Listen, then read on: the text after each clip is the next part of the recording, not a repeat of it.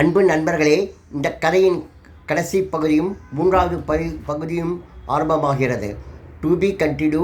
This is the third part of this story.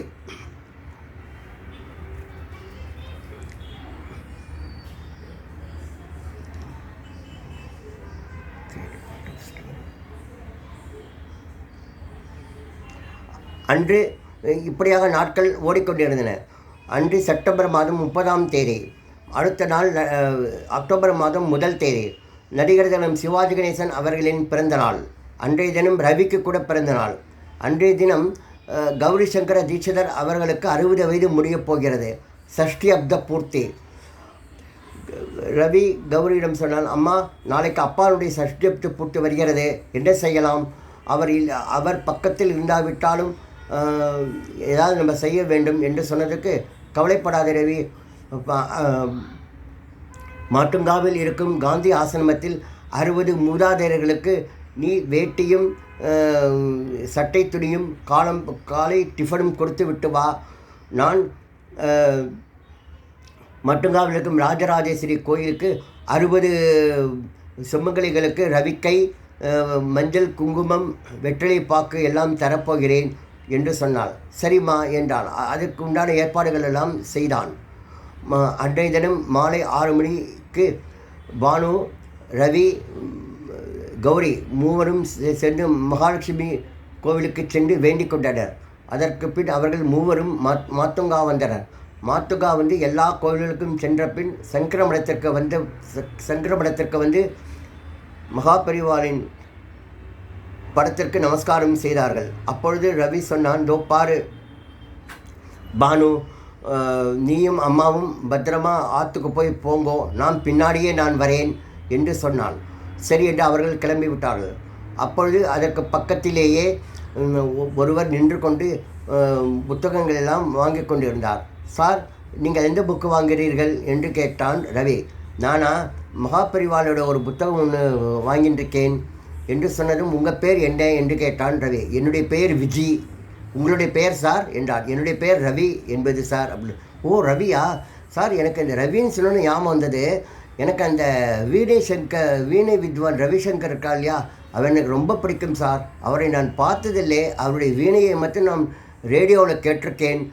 எனக்கு என்னுடைய லைஃப்பில் என்றாவது ஒரு நாள் அவரை பார்க்க வேண்டும் சார் என்று விஜய் சொன்னதும், கவலைப்படாதீங்கோ, அந்த ரவியை எனக்கு ரொம்ப நன்னா தெரியும். அவனுக்கு நாளைக்கு பிறந்த நாள். நீங்கள் நம்பாத்துக்கு சரியாக காலம்பரை 10 மணிக்கு வந்துடுங்கோ. நான் அவன் ஆற்றுக்கு உங்களை நான் கூட்டிக் கொண்டு போகிறேன் என்று சொன்னதும், சார், அவருக்கு என்ன பிடிக்கும் என்று கேட்டார் விஜய். அவனுக்கா பாதாம் அல்வா ரொம்ப பிடிக்கும் சார் என்று சொன்னதும், ஓகே என்று சொல்லிவிட்டு, நான் இங்கே தான் சார் மட்டுங்காவிலே தான் குடியிருக்கேன். பௌதாஜி ரோடு 10ஆம் நம்பர் ரோட்லேயே கோஷா நிவாஸ்னு ஒரு பில்டிங் இருக்குது பாருங்கோ. அங்கே மகாலட்சுமி, ராமலிங்கம்னு 2 பேர் இருக்கா. அவாத்துக்கு பக்கத்திலே தான் நான் வாடகைக்கு குடியிருக்கேன் என்று சொன்னார். அப்படியா, ரொம்ப சந்தோஷம் என்று சொன்னார் என்று சொன்னான் ரவி. அதற்கு பின் அவன் தன்னுடைய வீட்டுக்கு போய்விட்டான். மறுநாள் காலையில் ரவி காந்தி ஆசிரமம் சென்று எல்லோருக்கும் கொடுத்தான். ஆனால் அதில் 59 பேர்கள் தான் இருந்தார்கள். 60வது நபர் ஊருக்கு போய்விட்டாராம். அதே போல் அவன் கொடுத்து விட்டு வந்ததும் மட்டுங்காவில் இருக்கும் ராஜராஜேஸ்வரி கோயிலுக்கு டிரைவரை அழைத்து கொண்டு காரில் சென்றாள் கௌரி. அங்கே 60 சொம்பங்களுக்கு கொடுத்து கொண்டிருந்தாள். அப்பொழுது ஒரு மாமி, என்ன கௌரி மாமி, சௌக்கியமாக இருக்கேளா என்று கேட்டாள். நான் நல்லா இருக்கேன் மகாலட்சுமி, நீங்கள் எப்படி இருக்கேள் அப்படின்னாள். நானும் நல்லா இருக்கேன், சீக்கிரம் தாங்கோ மாமி, ஏன்னா எங்காத்திலே ஒரு மாமா சாப்பிட்றார், அவருக்கு சாப்பாடு டான்னு வந்துடணும் என்று சொன்னோம். அப்படியா, சரி நீங்கள் எடுத்துகிட்டு போகோ என்று சொன்னாள். அந்த சமயத்தில் மணி 10 ஆக கொண்டிருக்கும் பொழுது மகாலட்சுமி கௌரி வேண்டிக் கொண்டிருந்தாள் ராஜராஜேஸ்வரிக்கு ஒரு தங்கத்தாலியை சாத்துவதாக. அதை அவள் குருக்களிடம் கொடுத்து சாத்தினாள். ஆஹா, இவ்வளோ அழகாக இருக்கிறது ராஜராஜேஸ்வரி, எப்படியாவது எங்கள் ஆத்துக்காரை என்னோட சேர்த்து விட்டுடம்மா என்று வேண்டிக் கொண்டாள். அந்த சமயத்தில் சரியாக மணி 10. ரவி சார் என்று கூப்பிட்டு கொண்டே விஜய் உள்ளே நுழைந்தார். வாங்கோ வாங்கோ என்று ரவி விஜயை அழைத்து சேரில் உட்கார வைத்தான். அப்பொழுது பானுவிடம் கூப்பிட்டு, பானு காஃபி கொண்டு வாமா என்று சொன்னதும் அவள் காஃபி கொண்டு வந்து கொடுத்தாள். நமஸ்காரம் மாமா என்றாள். நமஸ்காரம்மா, நன்னாரு என்று சொன்னார். ஆமாம், இவள் யார் என்றதும், இவளா, நான் கல்யாணம் செய்து கொள்ள போனும் பெண் சாரிவோ, பானுமதினு பேர் என்று சொன்னதும், சரி சார், நீங்கள் எப்போ என்னை ரவியாத்துக்கு கூட்டிகிட்டு போகிறீர்கள் என்று சொன்னார். கொஞ்சம் இருங்கோ என்று சொல்லிவிட்டு, எனக்கும் வீணை வாசிக்க தெரியும் என்று சொல்லி அவருக்கு விஜய்க்கு பிடித்த நிதிசால சுகமா என்ற கல்யாணி ராகத்தை வாசித்து காண்பித்தான். ஆஹா, ரொம்ப பேஷா இருக்கே சார், ரொம்ப பேஷா இருக்கே சார் என்று சொல்லி பாராட்டினார். அதற்கு பின் அப்பொழுது ரவி சொன்னான், சார் அந்த ரவி நான் தான் சார் என்று சொன்னதும் ஆச்சரியப்பட்டார் விஜய். நிஜமாவா? அப்படியே நீங்கள் என்னிடம் சொல்லவில்லை என்று சொன்னார் என்று கேட்டார் விஜய். நான் என்னை பற்றி நான் யாரிடமும் புகழ்ந்து பேசிக்கொள்வதில்லை சார் என்று சொன்னதும், இந்தாங்கோ இந்த பாதாம் அளவை சாப்பிடுங்கோ என்று சொல்லி அவரிடம் கொடுத்தார் விஜய். அதே ரவி கொஞ்சம் சாப்பிட்டு விட்டு, நீங்களும் கொஞ்சம் எடுத்துக்கோங்கோ, இது எனக்கு எங்கள் அம்மாவுக்கு ரொம்ப பிடிக்கும், அதை விட என் தங்கைக்கு ரொம்ப பிடிக்கும் என்று சொன்னதும், அப்படியா என்று சொன்னார். அப்பொழுது அந்த மாலையை ரவிக்கு சாற்றி விட்டு, சார் நிச்சயமாக சொல்கிறேன், இவ்வளோ பெரிய வீணை வித்வானை பெற்றவா உங்கள் அப்பா அம்மா ரொம்ப பெரிய பாக்கியம் பண்ணியிருக்கணும். ஆகவே அவள் வந்தப்புறம் அவள் 2 பேருக்கும் நான் நமஸ்காரம் பண்ணணும் சார் என்று சொன்னதும், ரவி தாராளமாக பண்ணுங்கோ என்று சொன்னார். அப்பொழுது அந்த சாத்தியிருந்த அந்த கதவை உள்ளே திறந்து, ரவி இந்தாப்பா அம்பாள் பிரசாதம் என்று சொல்லிக்கொண்டு கௌரி கையை நீட்டிலும், கௌரி என்று உணர்ச்சி வசப்பட்டு விஜய் கௌரியின் கைகளை பிரித்தார். ஆம், அவர்தான் ரவியின் அப்பா, வித்யாசங்கர கௌரி சங்கர தீட்சிதர். அப்பொழுது ரவி அப்பா என்று கட்டிக்கொண்டான். என்னுடைய லட்சியம் நிறைவேறிவிட்டது அம்மா, உன்னை நான் அப்பாவிடம் சேர்த்து விட்டேன் அம்மா, இனி எந்த ஒரு கவலையும் இல்லை எனக்கு என்று ரவி ஆனந்த கண்ணீரிட்டு சொன்னான். அது சரி, நீங்கள் இத்தனை வருடங்களாக எங்கே இருந்தேன் என்று கேட்டாள். அவர் சொன்னார், எல்லாம் சொல்கிறேன், நான் இந்த பம்பாய்க்கு தான் நான் வந்தேன் என்று எல்லாம் நான் சொல்கிறேன் என்று சொல்லிக்கொண்டு இருக்கும்போது அங்கே தியாகராஜ பிள்ளை வந்திருந்தார். தியாகராஜ பிள்ளையை பார்த்ததும் அவர், ஐயா எப்படி இருக்கிறீர்கள் என்று கேட்டார் கௌரி சங்கர தீட்சிதர். நான் நல்லா இருக்கேன், நீங்கள் எப்படி இருக்கிறீர்கள் என்று கேட்டார்கள். சரி, நம்ம எல்லாம் கதைகளும் பேசிக்கொள்ளலாம் என்று கௌரி சங்கர தீட்சிதர் சொன்னார். அதற்கு பின் அங்கே ஒரு கணேசையர் வந்தார். கணேசனையை பார்த்ததும் கௌரி சங்கர தீட்சிதர், டே பவானி, நீங்களா இங்கே வந்தேன், எப்படிடா இருக்கே என்று கேட்டார். ரவி அப்பொழுது, அப்பா இவரை உங்களுக்கு தெரியுமா என்றார். தெரியுமாவது என்னுடைய சித்தப்பாடா, உன்னுடைய சித்தப்பா பவானி சங்கர தீட்சிதர் என்று சொன்னால், அப்படியானால் இவர் கணேசையர் என்று. ஆமாண்ணா, நான் கணேசையர் என்று நான் பேர் மாற்றி வச்சுட்டேன் வேலைக்காக வேண்டி என்று சொன்னதும், அண்ணா நீங்கள் இத்தனை வருஷம் எங்கே இருந்தே என்று கேட்டார். அது ஏன் கேட்குறேன், நான் இங்கே தான் வந்தேன். அது சரி, நீ ஏன் இப்பொழுது சேலத்தில் இல்லையா நீ என்று கேட்டார். இல்லைண்ணா என்றால். அப்படியானால் ரவி கேட்டான், அண்ணாவும் தம்பியும் எப்படி பிரிந்தீர்கள் என்று கேட்டார். அதற்கு கௌரி சங்கர தீட்சிதர் சொன்னார், நான் உண்மையை சொல்கிறேன்டா, உங்கள் சித்தப்பா ஒரு ஐயங்கார் பெண்ணை, வைதேகிங்கிற ஐயங்கார் பெண்ணை காதலித்தார், அவரை தான் கல்யாணம் பண்ணிக்கணும்னு சொல்லுவார். இந்த காலம் போல இல்லை, அந்த காலத்திலே வைஷ்ணவா வேறு சைவா வேறு என்று சொல்லுவா. ஆனால் வைஷ்ணவ பெண்ணை கல்யாணம் பண்ணிக்கக்கூடாது என்று நான் தடை போட்டேன். ஆனால் அதையும் மீறி இவன் கல்யாணம் பண்ணிட்டான். கல்யாணத்துக்கு பத்திரம் நானும் உங்கள் அம்மாவும் வந்திருந்தோம். அதற்கப்புறம் அவன் வீட்டுக்கு வந்த பொழுது பொண்டாட்டியோடு வரும்போது, இந்த சண்டால பாவி நான் இருக்கேனே, என்னை வீட்டை விட்டே துரத்திட்டேன்டா. அப்புறம் அவன் எங்கே போனான்னு எனக்கு தெரியல, இப்போ தான் இத்தனை வருஷம் கழிச்சு வந்தால் இப்போ தான் நிற்கிறான் என்று சொல்லுதும், ஏண்டா உன் பொண்டாட்டி எங்கடா என்று கேட்டார் கௌரி சங்கர தீட்சிதர். அதுவா, நான் ஏன் கேட்குறேன் என்று அழுதார் பவானி சங்கர தீட்சிதர். அப்போது அவர் சொன்னார், அண்ணா, நானும் வைதேகியும் நன்றாக குடித்தனம் நடத்தி கொண்டிருந்தோம். 5 வருடங்களாயும் அவளுக்கு குழந்தை பிறக்கவில்லை. அந்த சமயத்தில் நான் டெல்லிக்கு போய் டாக்டர் பட்டம் வாங்கிட்டு வரேன், நான் டாக்டருக்கு படிக்கப் போகிறேன் என்று சொல்லி அவள் ஜிடி எக்ஸ்பிரஸில் ஏறினாள். நான் தான் அவளை எக்ஸ்பிரஸில் ஏற்றி விட்டு வந்தேன். அந்த எக்ஸ்பிரஸ் நாக்பூர் பக்கம் நாக்பூர் ஸ்டேஷனில் நெருங்கிய சமயத்தில் எதிரில் வந்த ஒரு பெரிய எக்ஸ்பிரஸ் மூலம் மோதி அவளுக்கு காலமாகிவிட்டாள். இந்த விஷயம் எனக்கு எப்படியோ தெரிந்ததும் நான் ட்ரெயினிலும் ஃப்ளைட்டிலுமாக ஓடி வந்தேன். ஆனால் அவளை என்னால் கண்டுபிடிக்கவில்லை. அவளுடைய அவளுடைய மூஞ்சியை கூட என்னால் பார்க்க முடியவில்லை. நான் அழுது கொண்டே போய்விட்டேன் என்று சொன்னார். அது சரி அண்ணா, நீ எப்படி நீ ஆற்றை விட்டு பிரிந்தாய் என்று கேட்டார். அதுவா, விதி விளையாடியதே, என்ன செய்வதே என்று சொல்லி கொண்டிருக்கும்போது கௌரி ஒரு டம்ளர் காஃபியை கொண்டு வந்து கொடுத்தாள். அவர் அதை கொடுத்து விட்டு, இந்தா கௌரி என்று சொல்லி அதையும் கொடுத்தார். அப்பொழுது, அண்ணா இந்த பாருங்க, இந்த நகையை நீங்களே போட்டுக்கோங்க. சாரி அண்ணா, எனக்கு கொடுத்ததல்லவா, அதுக்கப்புறம் நான் இந்த தொடவே இல்லை, உள்ளே வச்சுட்டேன், நீங்கள் போட்டுக்கோங்க என்று சொன்னார். இல்லை கௌரி, அதான் உன்னுடைய அண்ணா உனக்கு கொடுத்தது. நான் அவரை என்னமோ நினைத்து கொண்டு உன்மேல் களங்கம் கற்பித்து விட்டு நான் வீட்டை விட்டு போய்விட்டேன் அல்லவா. நான் நேராக ஜெயந்தி ஜனதா ட்ரெயினில் ஏறி சேலத்திலிருந்து பம்பாய்க்கு போய்கொண்டிருந்தேன். அந்த சமயத்தில் ஒரு ஸ்டேஷனில் ஒருவர் ஏறினார். அவரும் நானும் பேசிக்கொண்டிருந்தோம். அப்பொழுது அவர் சொன்னார், நான் பம்பாய் முனிசிபல் கார்ப்பரேஷனில் கமிஷனராக இருக்கிறேன். உங்களுக்கு வேலை தாட வேண்டும், டீச்சர் வேலையை நான் போட்டு தருகிறேன். உங்களுக்கு வயது என்ன என்று கேட்டார். நான் என்னுடைய வயது 40 என்று சொன்னேனே தவிர கல்யாணமாகிவிட்டது, குழந்தைகள் இருக்கிறார்கள் என்பது மறைத்து விட்டேன். அப்படியானால் உங்களுக்கு 35 வயது, உங்களை நான் 35 வயதாக்கி உங்களுடைய வயதை குறைத்து உங்களுக்கு நான் வேலை தருகிறேன். ஆனால் ஒரு நிபந்தனை என்றார். நான் என்ன என்று கேட்டது, என்னுடைய தங்கை ஒருத்தி இருக்கிறாள். அவளுக்கு வயது 35 ஆகிறது. அவளை நீங்கள் தான் கல்யாணம் செய்து கொள்ள வேண்டும் என்று சொல்லவும், நான் வேலைக்கு ஆசைப்பட்டு நான் அவளை கல்யாணம் பண்ணிட்டேன்.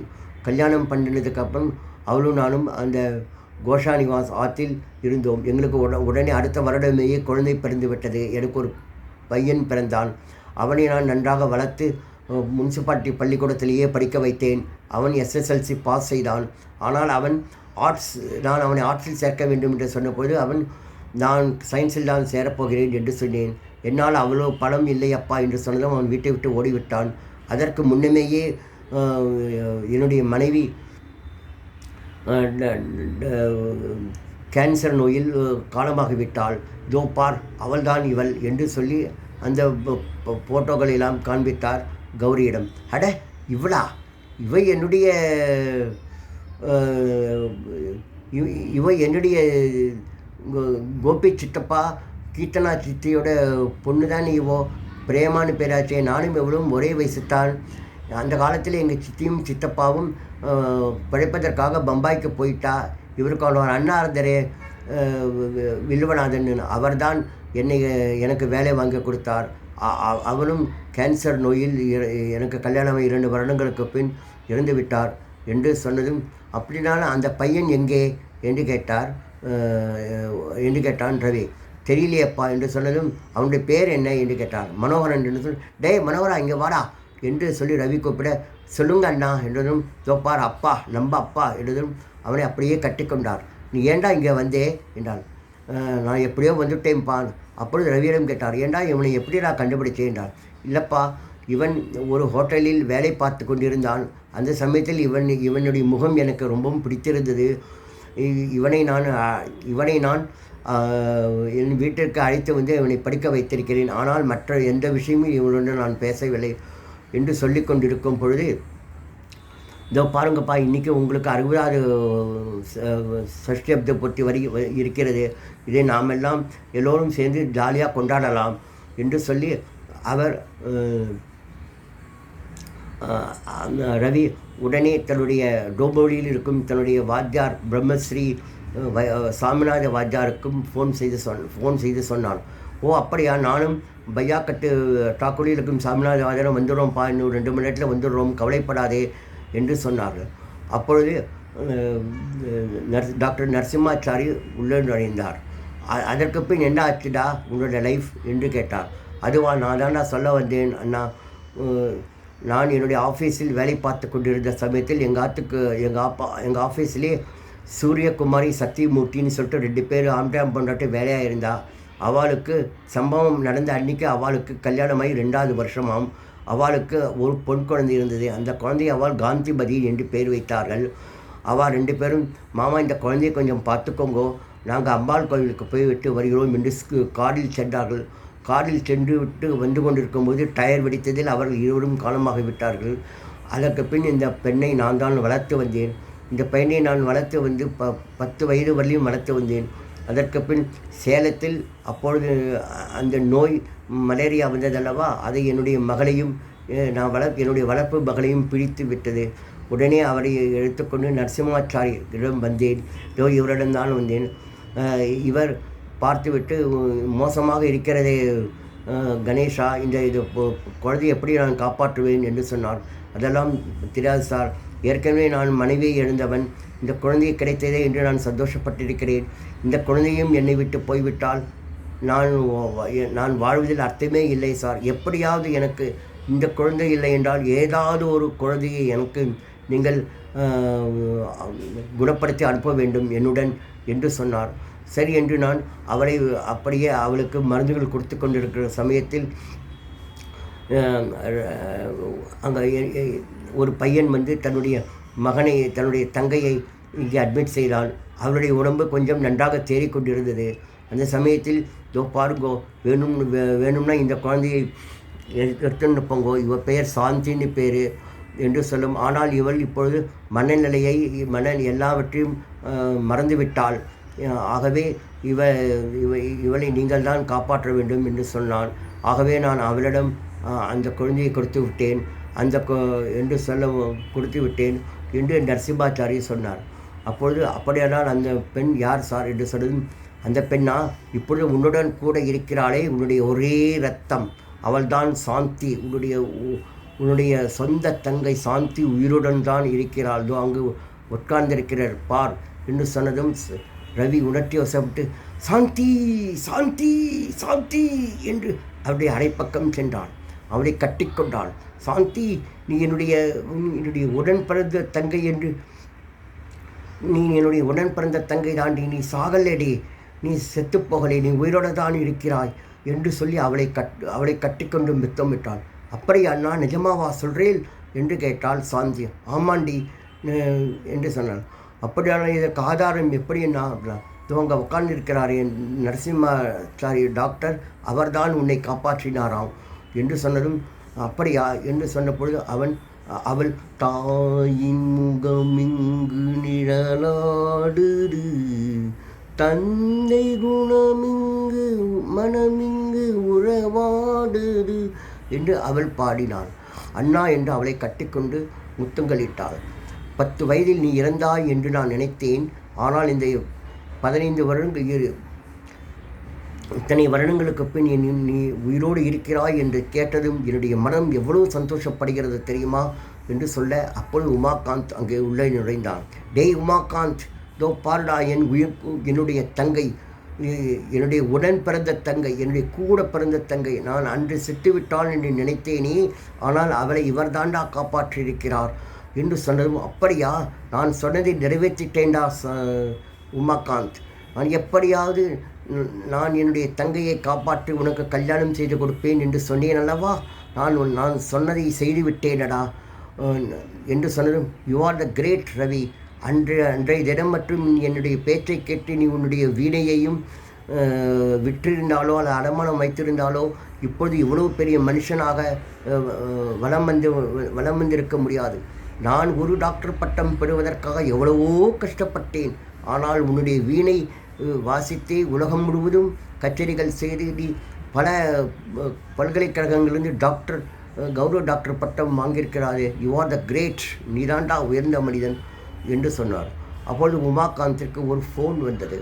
அந்த ஃபோனில் அவனுடைய அப்பா, அம்மா, மீதி 3 பேர் வருவதாக இருந்தது.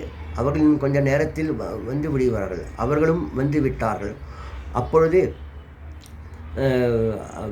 நிர்மல்காந்தும், அதாவது உமாகாந்தின் அப்பா நிர்மல்காந்தும் நிர்மலாவும் வந்தார்கள். அவர்களுடைய வைகையும் வந்தாள். வைகையை கண்டதும் டாக்டர் நரசிம்மாச்சாரி, என்ன வைகை, எப்படி இருக்கே, கான்ஃபரன்ஸ்லாம் நன்னா நடந்ததா என்று கேட்டார். நன்னா நடந்ததண்ணா, நீங்கள் எப்படி இருக்கேன் என்று தன்னுடைய கணவனை குசலம் விசாரித்தார்.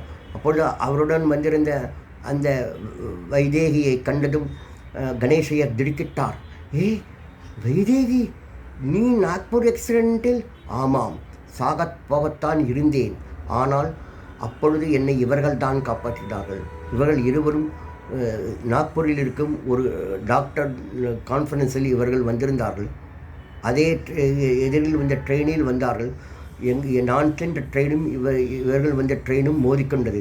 நான் தொப்பென்று குதித்து விட்டேன். ஆனால் அந்த சமயத்தில் நான் மயக்கமாக இருந்ததால் இவர்கள் எனக்கு காஃபி கொடுத்தார்கள். அதற்கு பின் நான் என்னுடைய நினைவையெல்லாம் இழந்து விட்டேன். அதற்கு பின் இவர்கள் டெல்லிக்கு திரும்பவும் டெல்லிக்கு ஃப்ளைட்டில் என்னை அழைத்து கொண்டு சென்றார்கள். இத்தனை வருடங்களாக இவர்கள் தான் எனக்கு ட்ரீட்மெண்ட் கொடுத்தார்கள். டாக்டராக வேண்டிய நான் நர்ஸாக கூட ஆக முடியாமல் போய்விட்டது என்று சொன்னதும், கவலைப்படாதே, இனிமேல் நீ டாக்டராகித்தான் என்ன பிரயோஜனம், நல்ல குடும்ப தலைவியாக இரு என்று சொன்னாள். அதற்கு பின் அது சரி நரசிம்மாச்சாரி சார், அந்த பெண் பிணம் என்று சொன்னார். ஓ அதுவா, நான் சேலத்தில் குடியிருந்தேன் இல்லையா, செவ்வாப்பேட்டையில். அப்பொழுது எங்காத்துக்கு பக்கத்தில் ஒரு பெரிய பொம்மை கடை இருந்தது. அந்த கடையிலிருந்து ஒரு 10 வயதுக்கு உரிய ஒரு பெண் பொம்மையை வாங்கி கொண்டு வந்து மேலே பெட்ஷீட்டை போற்றினேன். அதை பார்த்துத்தான் நீ அதன் மேலே விழுந்து கதறினாய். அதற்கு பின் நீ மருந்து வாங்கி கொண்டு வந்து கொடுத்தாயே, அதை உடனே உன் கையிலிருந்து வாங்கி அதை நர்ஸிடம் கொடுத்து உன் தங்கையை சாந்தியை நான் காப்பாற்ற விட்டேடப்பா. அப்படியானால் அந்த சாம்பல், ஓ அது கேட்குறியாயா? அது நான் எப்பொழுதுமே சேலத்தில் இருக்கும்பொழுது ஒவ்வொரு வெள்ளிக்கிழமையும் கருமாரி அம்மன் கோவிலுக்கு போவேன். நான் ஒரு கருமாரி அம்மன் பக்தன்.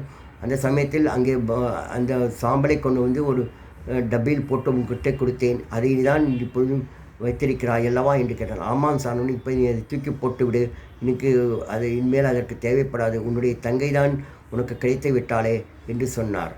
அது சரி, நீங்கள் வளர்த்தலே அந்த பெண் என்னானால் இல்லை, அவளை நான் நன்றாக வளர்த்து படிக்க வைத்து கல்யாணம் செய்து கொடுத்து விட்டேன். இதோடு நிர்மல்காந்த் இருக்கிறாரே, இவருடைய தம்பி ஜெயகாந்தன், அவருடைய மகன் அரவிந்தனுக்கு கல்யாணம் பண்ணி கொடுத்தேன்.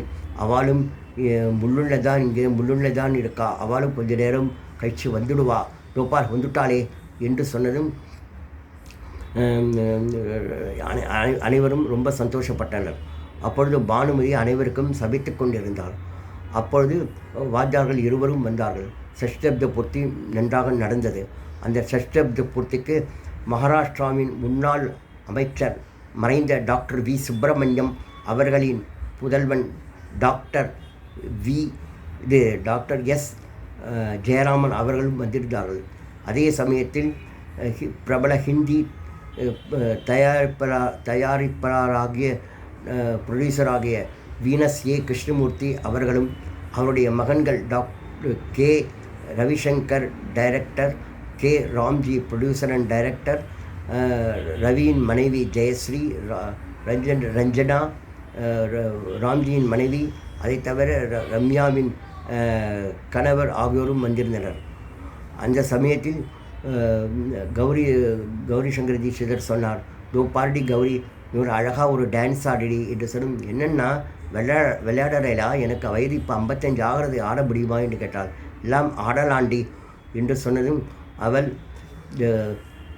கௌரி மிகவும் அழகாக பழைய பாடலுக்கு டான்ஸ் ஆடினாள். அதற்கு பின் கௌரி சங்கரின் நண்பர் ஒருவர் அபங்கம் கணேஷ்குமார் ஐயர், அவர் அபங்க பாடல்களெல்லாம் மராட்டியில் அபங்க பாடல்களெல்லாம் பாடினார். அப்பொழுது சாந்தி சொன்னால், இதோ பாரு, நான் 3 கண்டிஷன் வைக்கப் போகிறேன். முதல் கண்டிஷன், எனக்கு குழந்தை பிறந்தும் இதை நான் ரவி என்று தான் அழைக்கப் போகிறேன், ஏனென்றால் அவன் உன்னாட்டம் இருக்க வேண்டும்.